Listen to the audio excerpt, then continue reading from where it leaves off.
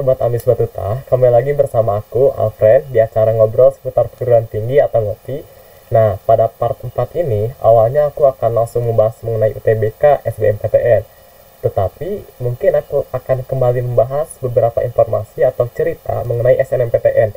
Karena ada beberapa informasi yang mungkin berhak untuk kalian dapatkan dan sayang untuk dilewatkan tentunya. Nah, ini tuh beberapa ada yang mendasar dan juga ada yang mendalam, tetapi ada beberapa yang memang belum tervalidasi kebenarannya, tetapi mungkin bisa menjadi acuan kalian dalam menentukan pilihan kalian nantinya. Nah, yang pertama, ini yang paling mendasar, ada sebuah kesalahan yang mungkin kecil tapi dampaknya bisa fatal, yaitu mengenai akun LTMPT. Nah, setelah kalian nanti membuat akun LTMPT, tentunya kan kalian menggunakan email kalian, nantinya ada password. Nah, kalian itu aku saranin buat gunain email yang aktif dan email yang memang bisa kalian kontrol, yang bisa kalian daftarkan dengan nomor handphone yang memang benar-benar aktif, agar ketika kalian lupa sandi atau password dari email kalian itu, kalian bisa menggantinya karena udah terhubung dengan nomor HP yang masih aktif di handphone kalian. Nah, yang kedua tuh password dari akun LTMPT. Ini ada sedikit cerita. Waktu pendaftaran SNMPTN, waktu hari-hari H itu udah deket banget, bukan deket lagi, tapi udah hari H pendaftaran SNMPTN. Nah, si teman aku tuh lupa sama password akun LTMPT-nya. Bisa kalian bayangkan gimana chaosnya waktu itu. Nah, untungnya teman aku itu ingat gitu, karena ternyata dia cuma lupa sebentar, tapi ternyata passwordnya itu ini gitu.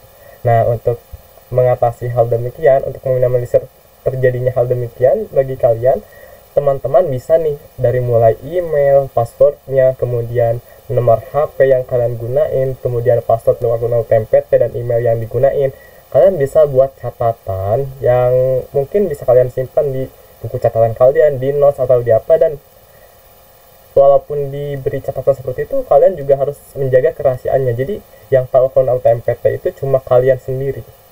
Oke, jangan sampai teman-teman kalian ada yang tahu, karena aku bukan menyuruh kalian untuk berseuzon gitu, tapi ada cerita dulu waktu di Twitter pernah trending. Setiap tahun pasti ini, bukan pasti tapi mungkin gitu, karena ini cerita tahun-tahun yang lalu, tetapi aku gak tahu itu benar apa enggak. Tapi si temennya itu pilih jurusan yang bukan pilihan dia, karena si temennya itu iseng, gak tahu kenapa milih jurusan yang bukan pilihan si temannya itu. Si A, misalkan si A tuh mau daftar, tapi ternyata si B ini, si temannya malah daftarin si A ke jurusan yang bukan pilihan dia. Akhirnya dia gak bisa milih lagi, karena kan SNMPTN itu cuma satu kali gitu. Terus si SBMPTN kan gak bisa ikut karena dia lolos SNMPTN, padahal bukan di jurusan yang dia inginkan. Nah, jadi untuk mengatasi hal demikian, meminimalisir terjadinya hal demikian, kalian harus menjaga kerahasiaan dari akun LTMPT beserta passwordnya.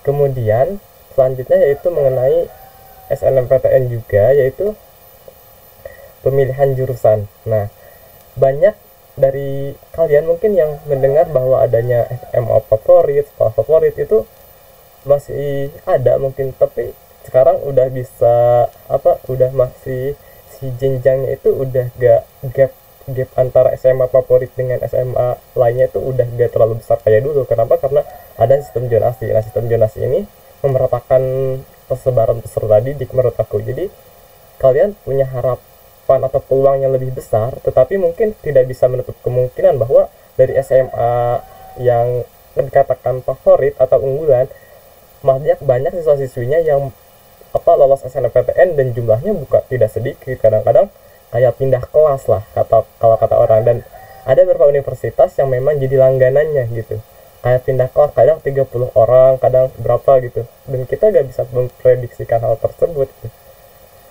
Kemudian masih mengenai SNMPTN itu nggak menyangkut diri kalian aja, tetapi menyangkut kalian, sekolah kalian, dan adik kelas kalian. Kenapa? Karena di SNMPTN itu ada sistem blacklist. Aku gak tahu apakah ini masih berlangsung, apakah ini benar adanya, tetapi katanya kalau kalian misalkan keterima SNMPTN terus kalian gak ambil, maka sekolah kalian itu akan di blacklist. Gak tahu lamanya berapa, tetapi si adik kelas kalian itu terancam. Kalau si adik kelas kamu itu daftar ke universitas yang tadinya nerima kamu tapi kamu gak ambil, maka dia akan otomatis gak lolos. tapi aku gak tahu apakah itu benar atau enggak, tetapi katanya itu benar adanya. Nah, terus mengenai jurusan SNMPTN, kalian harus diperhatikan syarat persyaratan dari jurusan masing-masing, apakah itu rumpun saintek, apakah rumpun sosum. Contohnya sendiri psikologi.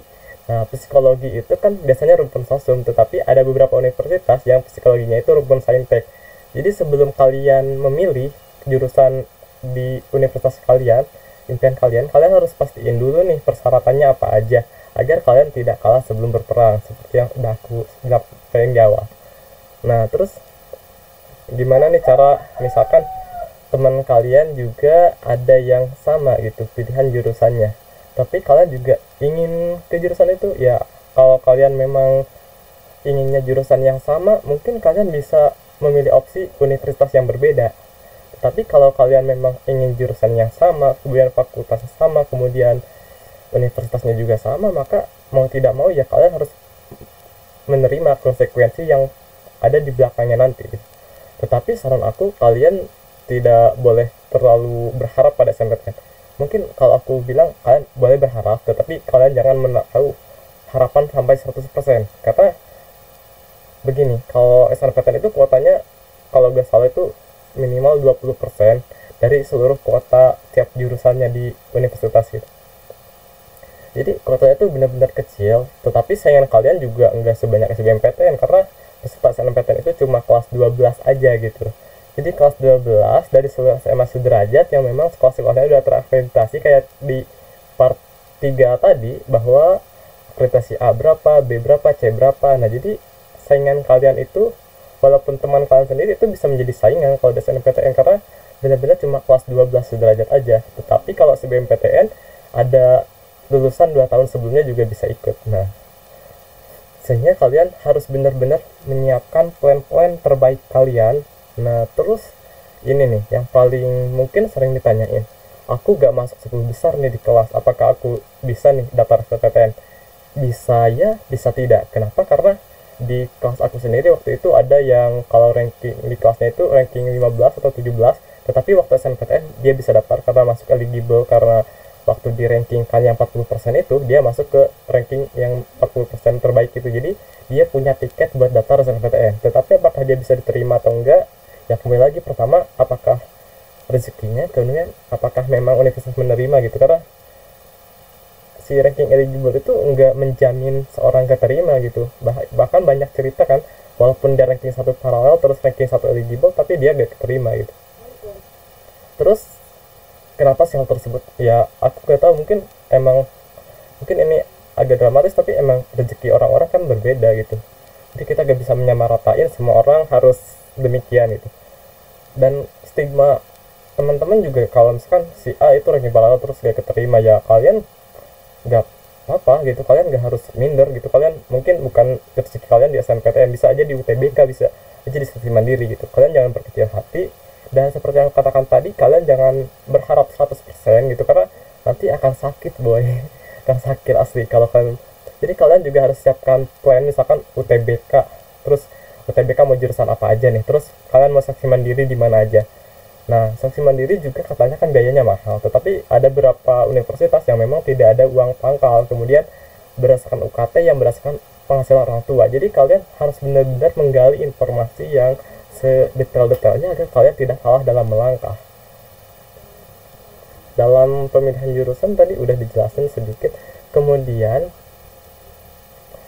jika kalian merasa masih kesulitan dalam menentukan jurusan, kalian bisa konsultasi dengan guru BK kalian. Karena aku sendiri waktu itu konsultasi dengan guru BK, walaupun mungkin pada akhirnya aku gak lolos SNMPTN, tapi ya kenapa enggak gitu, karena itu bukan rezeki aku, ya saya terima aja.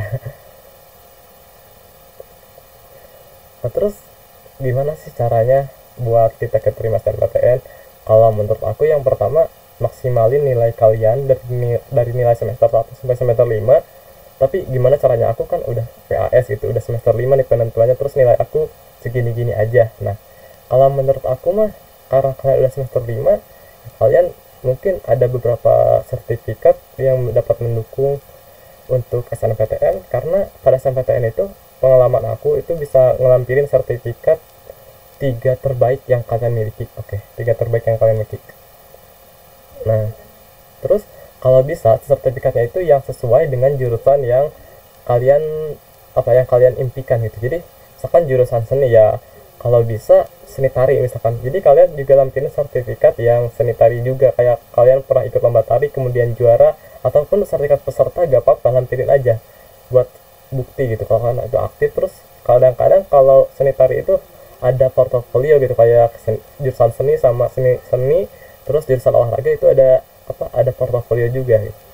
Dan untuk sertifikat semua jurusan boleh ngelampirin kok, tetapi bukan berarti karena kalian banyak sertifikat terus kalian pernah misalkan juara apa gitu terus kalian gak keterima terus kalian down. Ya sekali lagi aku akan jawab bahwa itu mungkin bukan rezeki kalian, mungkin ada jalan lain yang bisa membawa kalian ke impian kalian yang terbaik menurut Tuhan gitu. Nah terus kalau nilai katanya kan harus terus naik gitu, nilainya gimana kalau stagnan, gimana kalau turun. Nah kalau pendapat aku sendiri, memang nilainya itu harus kata minimal tetap, maksimal naik, tapi nggak boleh turun. Tetapi beda cerita ada beberapa mungkin di Twitter atau di mana bahwa ada beberapa nilai yang turun, asalkan turunnya itu nggak terlalu terlalu dalam, bukan terlalu dalam tidak terlalu signifikan turunnya itu. Jadi misalkan dari 88 jadi 87 gitu kan masih masih diambang aman lah kalau seperti itu. Tapi aman di sini bukan berarti langsung auto lulus gitu, karena masih banyak indikator-indikator lainnya ya. Gak masuk top 1000 udah gak apa-apa, kalian masih punya indikator lainnya yang bisa membuat kalian lulus. Nah terus ada indikator lainnya nih, kata itu jadi ada beberapa yang bilang bahwa alumni juga berpengaruh gitu pada SNMPTN, karena track record alumni itu nilainya gimana, terus prestasi di kampus tersebut gimana. Nah kalau misalkan PTN impian kalian, terus jurusan impian kalian di sana banyak alumni dari sekolah kalian, dan track record alumni kalian itu bagus, minimal IPK-nya bagus, terus aktif organisasi, kalian punya harapan peluang yang lebih besar gitu pada SNMPTN tersebut. Tetapi gimana nih kalau sekolah aku belum ada yang masuk ke universitas tersebut jalur SNMPTN atau jalur lainnya. Ya mengapa tidak, kalian coba aja, siapa tahu kalian jadi yang pertama gitu untuk masuk ke universitas tersebut. Oke, mungkin kalian nih sekarang sedang galau, tetapi gak apa-apa gitu, itu normal aja, manusiawi gitu. Nah kalian boleh nih tulis di kolom komentar mengenai impian kalian, perguruan tinggi impian kalian, jurusan impian kalian, atau fakultas impian kalian, dan semoga biar nanti didoain oleh teman-teman kalian. Oke, mungkin dicukupkan sekian, kurang lebihnya mohon maaf. Dadah, sampai jumpa di video part selanjutnya.